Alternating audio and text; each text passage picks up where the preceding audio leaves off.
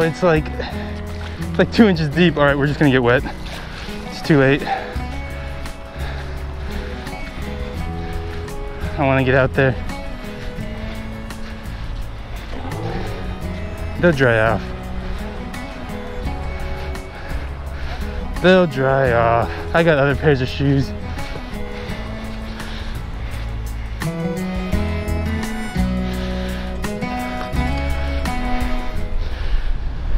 All right, y'all, finally made it out here.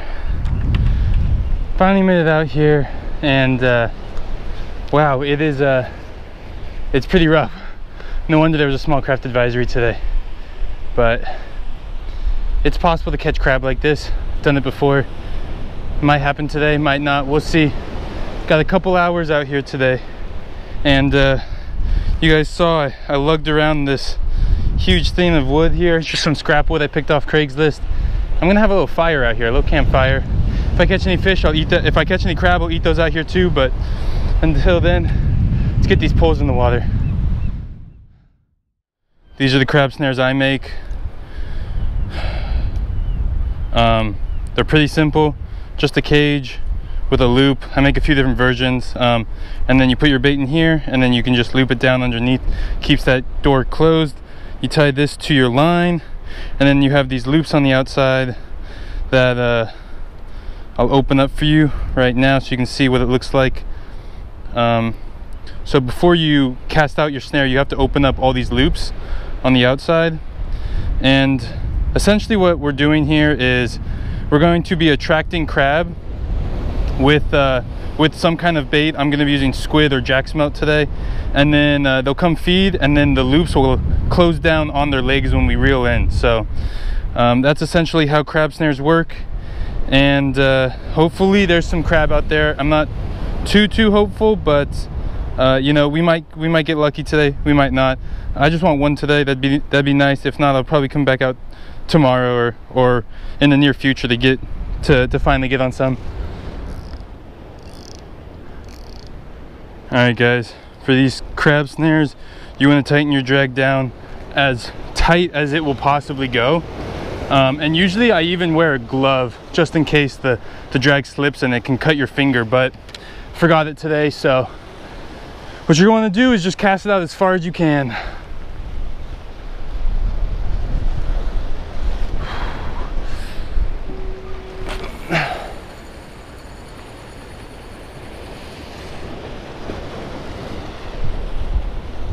Then you can wait for it to hit the bottom. Just reel in the slack line a little bit so it doesn't get caught in the rocks, and then find a good spot to leave your pole. And if you guys have never been to Half Moon Jetty during the low tide, this is what it looks like.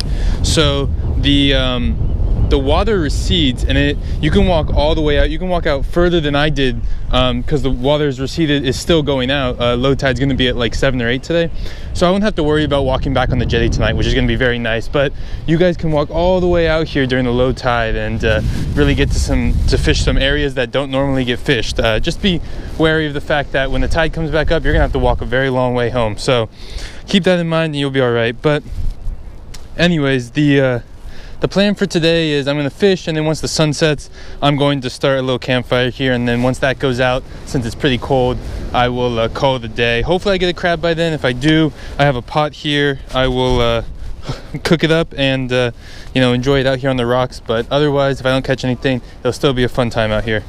But let me pull this first rod here and we'll show you what that looks like.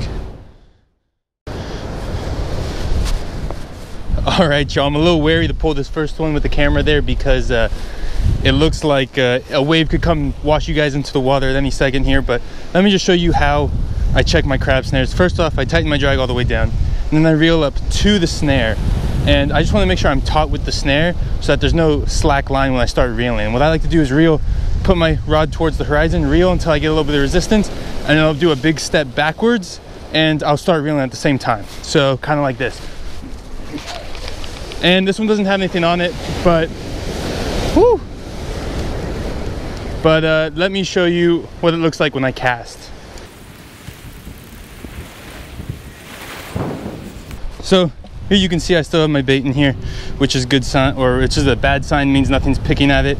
But I'll just reopen all these loops that get closed when you kind of reel in and it catches on the friction of the water. But I will just go ahead and open all the loops up like this, and then that's it. It's ready to go back out.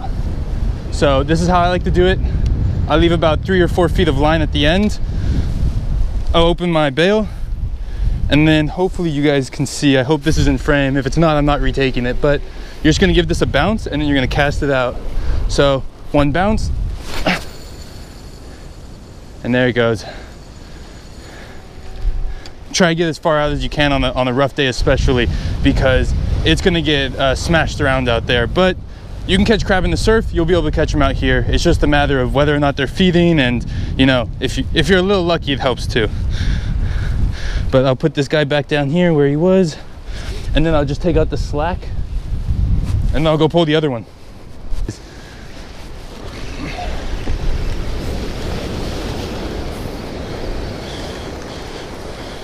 Yeah, there's nothing on this one, guys, but let me get it in, and then just give you some tips here. Angle the camera so you guys can see. But essentially, when you get close to these rocks out here on the jetty, especially at low tide, it's very easy to snag and lose your snare. So what you want to do is you want to look for your snare, and you can almost see it out there. I can see it, I don't think you guys can. And then once you get close, just lift up and reel really fast like that, and you'll be able to just jerk it out of the water. I'm gonna put some more bait in this one since it thawed and there's a lot more room in it now. But otherwise, that's all there is to it. And you know, hopefully I catch one out here. I'm gonna put that camera away just in case a big wave comes by and splashes it into the ocean. But yeah, that's all there is to it. It should be a fun night. Now, I've had very good luck with squid in the past, so I'm gonna put more squid in this one. The jack smelt's really just to add some variety. You know, maybe the fish aren't in a squiddy, or the crab aren't in a squid mood tonight. They want a little appetizer before the main course, and that appetizer is jack smelt. Maybe I'm going insane, who knows.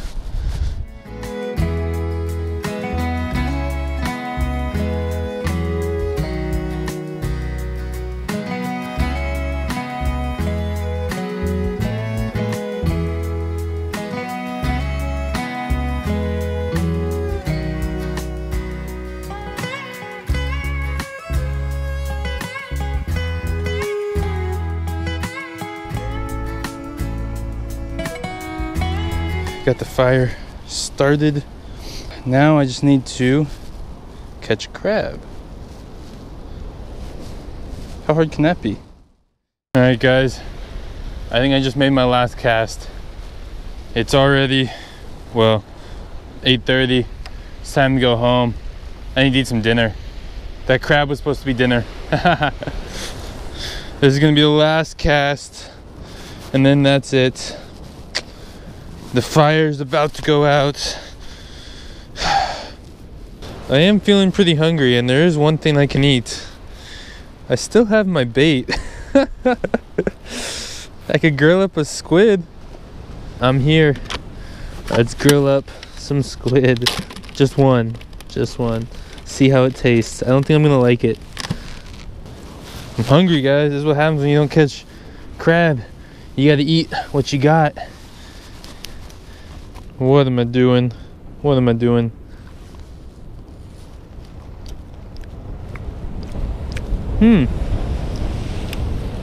You know what? I never really give squid a chance. It's not bad. Alright. I rinsed it off, so it's kind of cold now, but I think it's cooked. I'm not as excited for this as I was for the tentacles, but I'll try a little bite. It's not bad. It just doesn't really have any flavor, honestly. Yeah, there's still sand on here. It's a little gritty, but you know, in all honesty, it's not too bad. I could eat this if I was starving. I'm not, but I am hungry. Well, that's been fun little taste test. But I think I'm gonna go pull up that pot, and that'll be about it. Alright, guys, I'm just gonna put these out, and then that'll be it. Thanks so much for watching. Unfortunately, I didn't catch any crab, but man, I had a good time, and I'll be out here doing the same thing probably when conditions improve. I thought they were going to be better than they were today, But anyways, see you in the next video. Hey guys, thanks so much for watching my 365-day fishing challenge. If you want to watch from the beginning, just click up here. If you want to see the latest video I have posted, click up here. And as always, have a good day.